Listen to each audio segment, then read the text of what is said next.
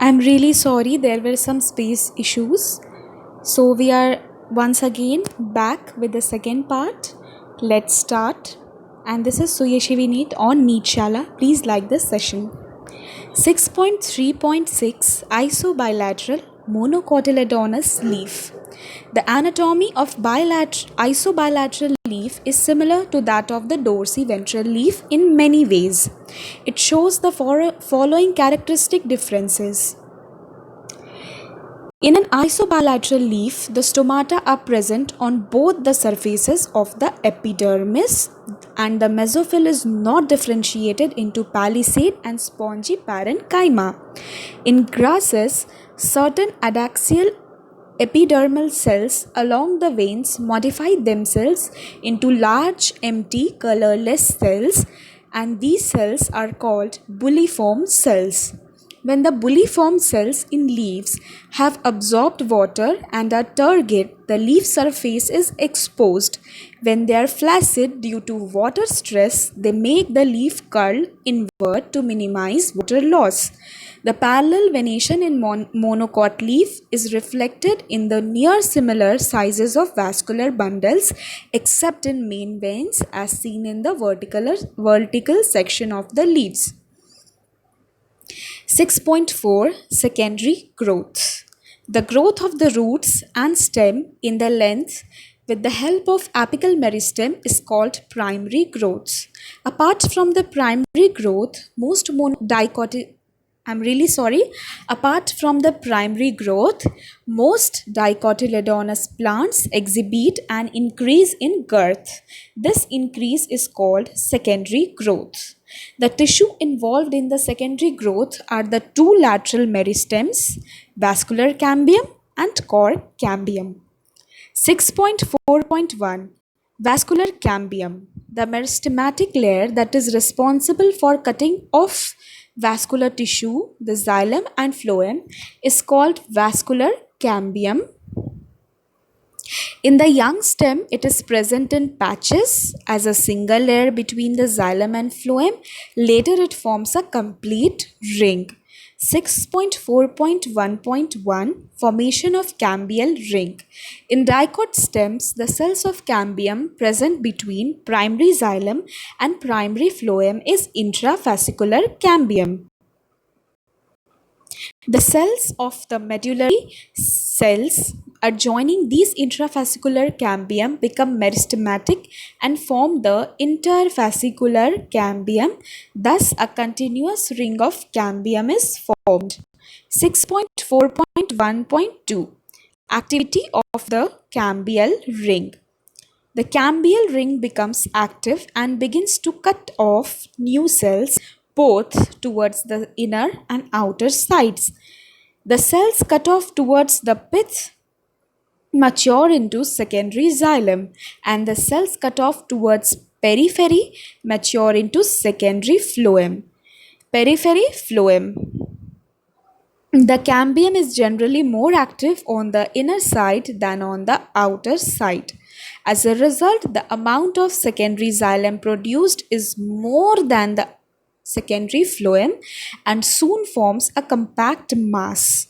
The primary and secondary phloem gets gradually crushed due to continued formation and accumulation of secondary xylem.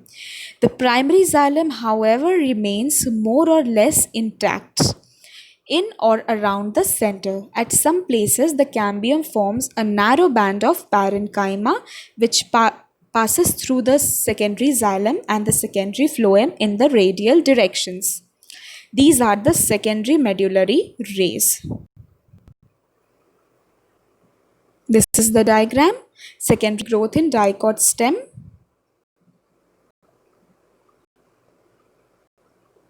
6.4.1.3 Spring wood and autumn wood. The activity of cambium is under the control of many physiological and environmental factors. In temperate regions, the climatic conditions are not uniform through the year. In spring season, the cambium is very active and produces large number of xylem elements having vessels with wider cavities. The wood formed during this season is called spring wood or early wood. In winter, the cambium is less active and forms fewer xylem elements that have a narrow vessel, and this wood is called autumn wood or late wood. The spring wood is lighter in color and has a narrow density, whereas the autumn wood is darker in color and has a higher density. The two kinds of woods that appear as alternate concentric rings constitute an annual ring. Annual rings seen in the cut stem give an estimate of the age of the tree.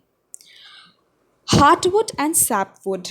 In old trees, the greater part of secondary xylem is dark brown due to the deposition of organic compounds like tannins, resins, oils, gums, aromatic substances, and essential oils in the central or innermost layers of the stem. These substances make it hard, durable, and resistant to attack of microorganisms and insects. This region comprises dead elements with highly lignified walls and is called heartwood. The heartwood does not conduct water but gives mechanical support to stem. The peripheral region of secondary xylem is lighter in color and is known as sapwood. It is involved in the conduction of water and minerals from root to leaf. Cork 6.4.2 Cork cambium. As the stem continues to increase in girth due to the activity of vascular cambium, the outer cortical and epidermis layers get broken and need to be replaced to provide new protective cell layers. Hence, sooner or later, another meristematic tissue called cork cambium or phellogen develops, usually in the cortex region. Phellogen is a couple of layers thick. It is made up of narrow, thin-walled and nearly rectangular cells. Phellogen cuts off cells on both sides.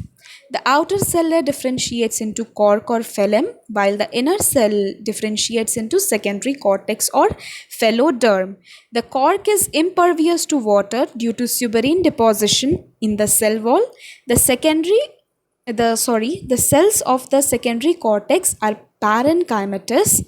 Phellogen, phellem, and phelloderm are collectively known as periderm.